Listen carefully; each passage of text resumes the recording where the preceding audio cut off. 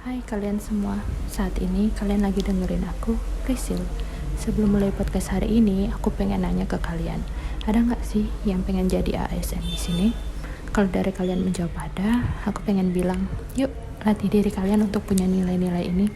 Aku juga masih belajar kok. Jadi, untuk menjadi ASN itu harus punya nilai berakhlak. Nah, untuk tahu apa itu berakhlak dan gimana implementasinya, kita ngobrol bareng temanku yuk. Halo Kak. Halo, Kakak boleh kenalin diri dulu nggak ke teman-teman biar teman-teman bisa tahu gitu namanya siapa? boleh. Eh, jadi perkenalkan, nama aku Milad Fajar. Aku asal Bogor. Kebetulan penempatan di Bea Cukai Manokwari. Aku di Bea Cukai udah sekitar 3,5 tahun. Terus masih single. Oh berarti udah lama ya di sini. Iya, udah lama. Boleh cerita nggak sih dulu kakak waktu latsarnya itu belajar kayak gini nggak? Berakhlak gini? Belajar. Tapi waktu angkatanku Latsar itu 2019, kita poinnya nggak sebanyak ini. Jadi kayaknya semakin tahun ini semakin berkembang gitu kan pelajarannya. Jadi ya ada beberapa pelajaran yang belum aku pelajarin sih. Kalau implementasi berakhlak ini di kantornya kakak tuh ada apa nggak sih? Ada, jelas. Karena kalau menurut aku sendiri, SDM kan harus memiliki hal yang baik ya. Kalau misalnya dari pondasinya aja udah jelek, pasti hasil kerjaannya pun jelek. Mungkin aku pengen tanya dari yang pertama ya, berakhlak. Yang bernya itu kan berorientasi pelayanan. Nah, berorientasi pelayanan ini tuh ketika pegawai bisa melayani prima, memberi pelayanan prima bagi kepuasan masyarakat. Terus kayak menunjukkan sikap ramah, solutif dan responsif. Mungkin implementasi berorientasi pelayanan ini di kantornya kakak sendiri gimana? Kalau contoh orientasi pelayanan di kantor kami sih, kita kan melayani masalah impor dan ekspor ya. Nah itu tuh impor dan ekspor tuh semuanya bener-bener time bonded banget. Kalau misalnya pekerjaannya telat sedikit aja, itu tuh ngaruh ke dwelling type namanya. Nah kalau udah dwelling type kayak gitu, berarti tuh pelayanan kita tuh nggak prima. Nah untuk pelayanan prima kayak gitu, biasanya untuk orientasi pelayanan kita tuh selalu ke prima. Kita tuh memberikan namanya janji layanan. Jadi untuk para pengguna jasa kayak mbak-mbak nih, kalau misalnya mau ngurus email atau ngurus barang kiriman, itu tuh bisa tahu nih hak apa yang harus mbak dapat kalau misalnya mbak ngurus sesuatu. Contohnya kita kayak ngelayanin ekspor itu 24 jam. Jadi harusnya kalau misalnya mbak mau ngirim tengah malam pun itu masih bisa kita urus. Terus kalau misalnya di Bea Cukai ini di bagian pelayanan depannya tuh kayak front office-nya gitu ada nggak sih?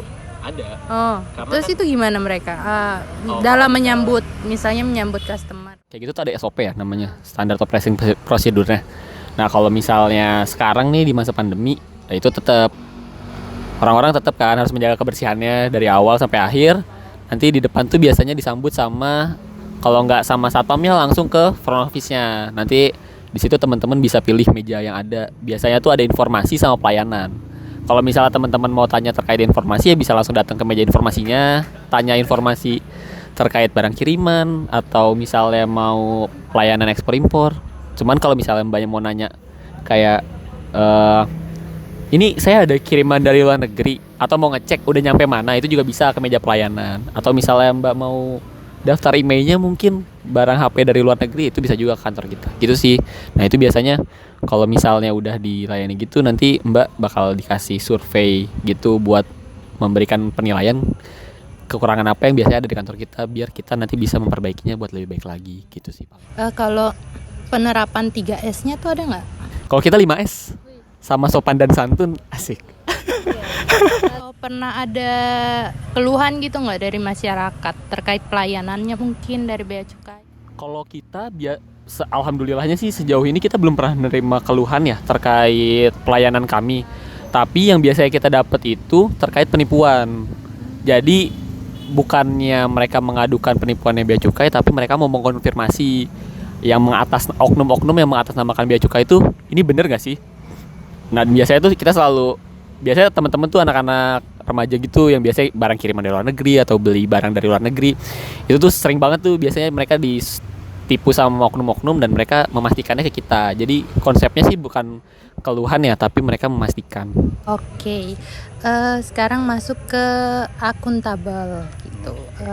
Akuntabel ini kan gimana pegawai bisa bertanggung jawab sama pekerjaan yang dikasih, terus gimana kejujurannya dia, disiplin, integritas, sama misalnya gini, di kantor tuh kan kadang pegawai dikasih apa ya, kayak motor dinas, mobil dinas. Nah, kayak itu tuh gimana di kantornya kakak, dimanfaatkan dengan baik atau dipakai untuk keperluan pribadi aja? Kebetulan saya buat aplikasi namanya tuh Ransiki. Judulnya artinya tuh kendaraan silih saiki. Intinya dia itu kalau misalnya kendaraan ada yang mau menggunakan, mereka harus isi formnya dulu. Mereka mau kemana, mereka mau berapa lama, udah izin belum sama penanggung jawab kendaraan tersebut. Nah itu tuh sebagai bentuk akuntabilitas juga, data yang kita milikin itu nanti langsung dibawa sama, bisa diakses sama orang kepegawaian, sama pihak rumah tangga. Jadi teman-teman di rumah tangga tuh bisa akses on time kondisi kendaraannya. Kalau misalnya emang bensinnya atau kendaraannya ada yang rusak, itu tuh bisa langsung tahu. Itu kalau misalnya dari segi kendaraan dinas ya. Kalau misalnya kerjaan-kerjaan itu kan biasanya administrasi tuh.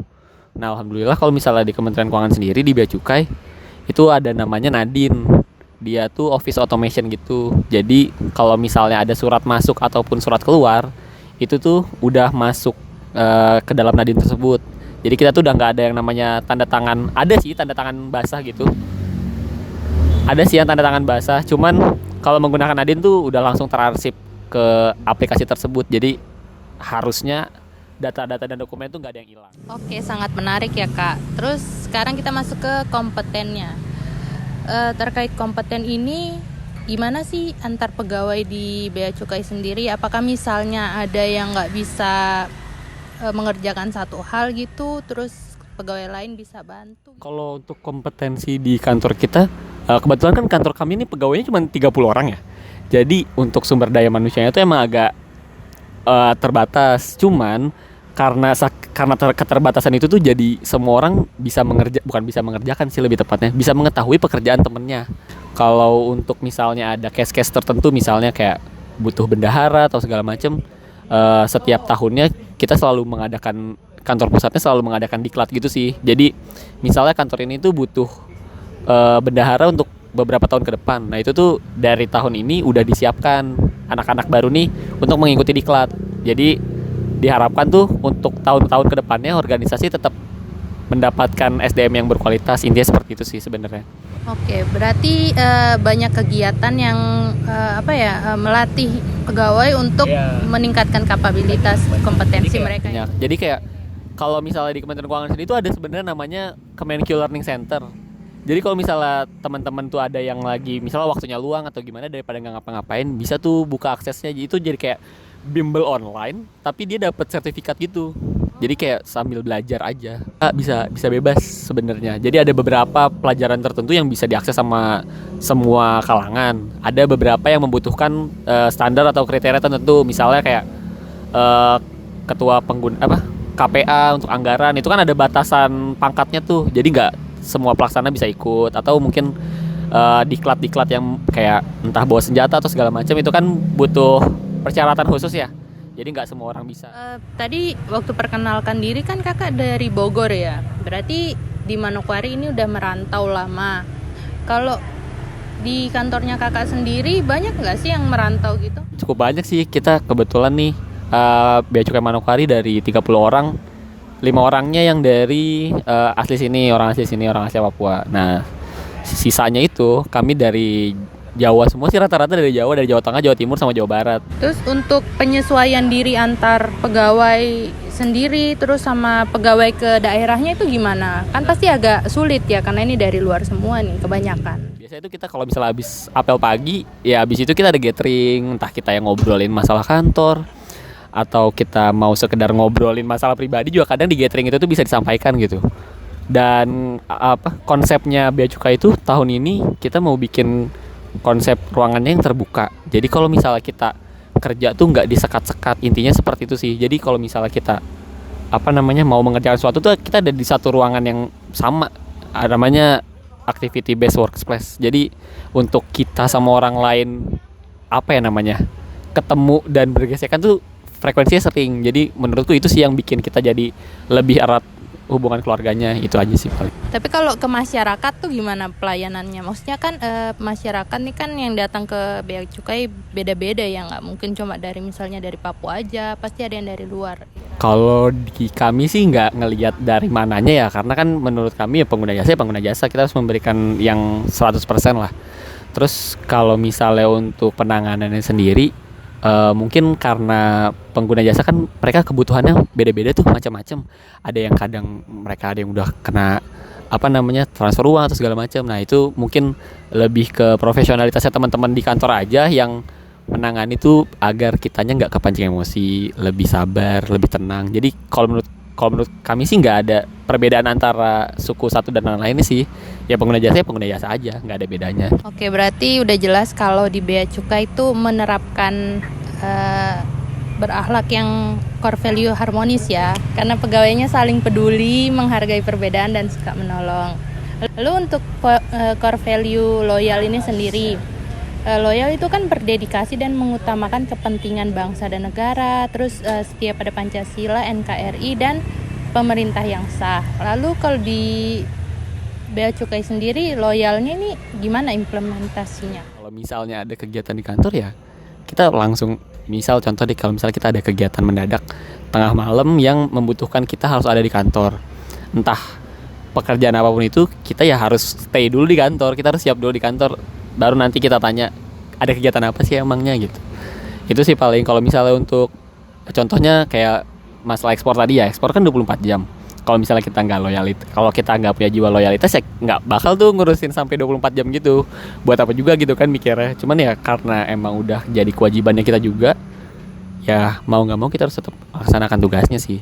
Kalau untuk yang adaptif ini kan terus berinovasi menghadapi perubahan dan cepat menyesuaikan diri ya. Dari pembicaraan tadi sih kelihatan menarik banget karena Bea Cukai itu banyak menggunakan teknologi lah sih kayak gitu ya, menyesuaikan sama perkembangan zaman.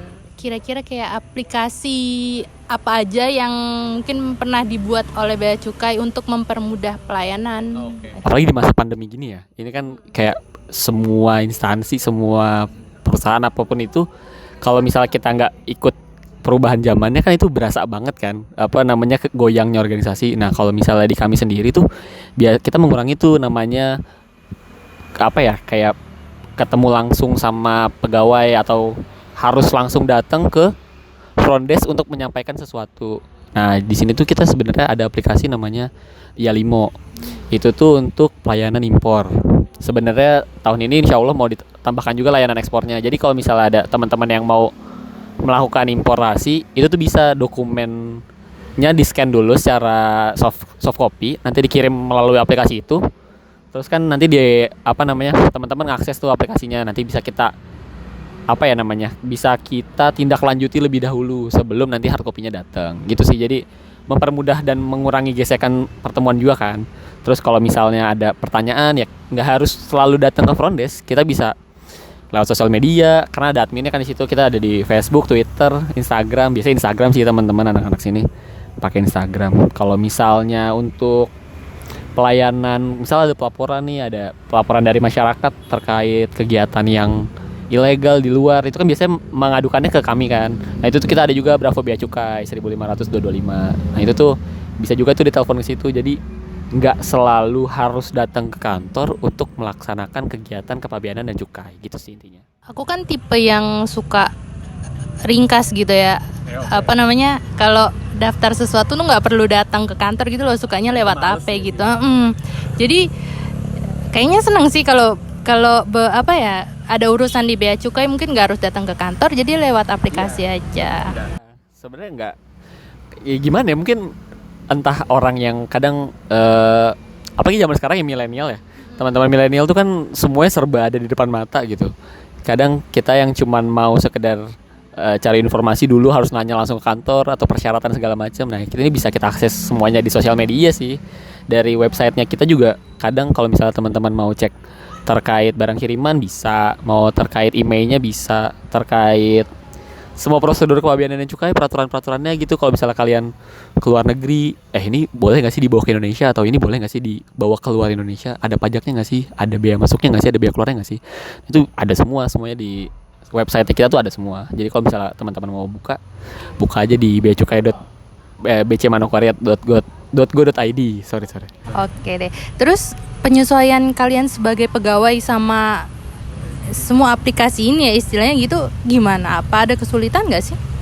Kalau misalnya adaptasinya kami sendiri pegawai mudah sih ya, karena kan alhamdulillahnya ini aplikasi bukan yang mempersulit ya. Maksudnya bukannya kita jadi mengerjakan pekerjaan tambahan, tapi benar-benar ngeringkas pekerjaan kita. Apalagi kayak yang paling berasa banget itu office automation. Jadi kalau misalnya dulu kita, aku nih kan contohnya pelaksana, kalau misalnya kita bikin surat keluar atau nota dinas atau segala macam, misalnya ada revisi nih dari atasan, itu kan kita harus print dulu, terus kita kasih ke atasan, dicoret lagi sama atasannya, dibalikin ke kita print lagi. Itu kan pertama buang-buang waktu, kedua boros kertas kan. Nah dengan adanya office automation nih, sekarang kan tanda tangannya udah elektronik. Kalau misalnya kita ngajuin ke akunnya mereka istilahnya gitu, nanti akun komandan kita tuh, wah ini ada yang salah nih, itu tuh bisa tuh langsung di highlight sama komandannya, terus revisi ini tolong diganti sekian. Terus pas balik ke kita ya udah kita tinggal revisi lagi aja, sama kayak email gitu jadinya konsepnya, cuman lebih gampang. Jadi itu ngebantu banget sih sebenarnya kalau di bagian itu. Untuk core value yang terakhir ini kan namanya kolaboratif Kak. Gimana sih Bea Cukai sama bekerja samanya Bea Cukai sama masyarakat sekitar atau mungkin sama instansi lain untuk mendukung kualitas Bea Cukainya itu sendiri? Paling aku mulai dari instansi dulu ya, antara instansi. Pada dasarnya kan sebenarnya kita nih pemerintahan intinya mau Indonesia maju, masyarakat aman. Intinya kan seperti itu. Nah kalau misalnya di Bea Cukai sendiri nih, aku kasih contoh salah satunya tuh kegiatan namanya Bootzuking. Jadi Bootzuking itu adalah kegiatan pemeriksaan sarana pengangkut kapal Bootzuking yang datang dari luar negeri menuju Indonesia, dan kita cek dulu tuh sebelum mereka bersandar, mereka tuh bawa barang ilegal atau enggak. Sekalipun bawa barangan atau barangan lartas, namanya larangan pembatasan, kalau mereka bawa tuh mereka declare atau enggak. Nah itu tuh kita nggak bisa ngecek sendiri. Jadi karena kan kapal itu kan besar kan. Nah di situ tuh kita harus kerjasama. Nah biasanya tuh kita CIQ, Customs, Immigration, sama Quarantine. Nah itu tuh ada bagiannya masing-masing kan. Kalau Customs ya berarti terkait kepabeanannya sama cukainya dan barang-barang lartas lainnya. Terus Immigration berarti terkait kru kapalnya. Quarantine terkait barang bawaannya mereka tuh. Ini ada yang perlu dicek gak surat-suratnya dan lain-lain. Nah itu tuh instansi kami tuh bertiga ngecek itu tuh. Jadi kan kalau misalnya kita ngecek sendiri tuh nggak mungkin kan. Jadi kami bekerja sama dengan yang lain untuk melakukan pemeriksaan sarana pengangkut gitu. Jadi kayak misalnya kemarin kita ada kegiatan nih sama BNN, ada barang kiriman dari luar ke dalam negeri, terus ya udah akhirnya kan kita tangkap gitu penerimanya, terus barangnya, dan baru bulan kemarin sih Maret, aku ingat banget. Nah itu kan salah satu contoh kolaborasi juga kan antara instansi satu dengan instansi lainnya. Itu kalau misalnya baru level pemerintahan. Kalau misalnya dari level masyarakat sendiri kan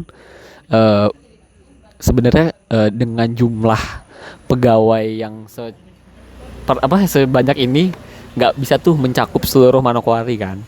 Nah bantuan dari masyarakat tuh sangat membantu kami sekali gitu. Apalagi kalau misalnya ada informasi kegiatan menjual barang ilegal, menjual minuman alkohol tanpa pita cukai atau segala macam, itu tuh kan bisa tuh disampaikan ke kita.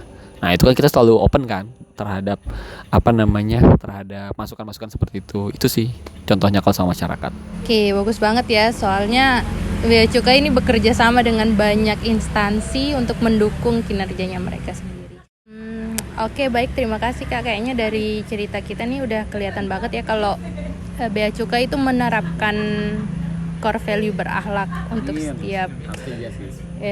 setiap aktivitas dan kegiatannya. Oke, terima kasih Kak atas waktunya. Iya, sama-sama.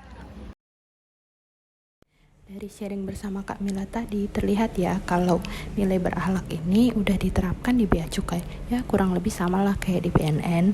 Cuma selama ngobrol tadi tuh banyak banget Kak Milat mention atau ngomongin tentang bea cukai yang banyak membuat aplikasi gitu. Nah, mungkin nilai adaptasi ini yang perlu kita lebih terapkan lagi di BNN. Jadi dengan BNN membuat mungkin aplikasi atau yang berkaitan dengan teknologi, itu diharapkan bisa menjangkau lebih banyak masyarakat dan mempermudah juga urusan masyarakat dan juga instansi BNN itu sendiri.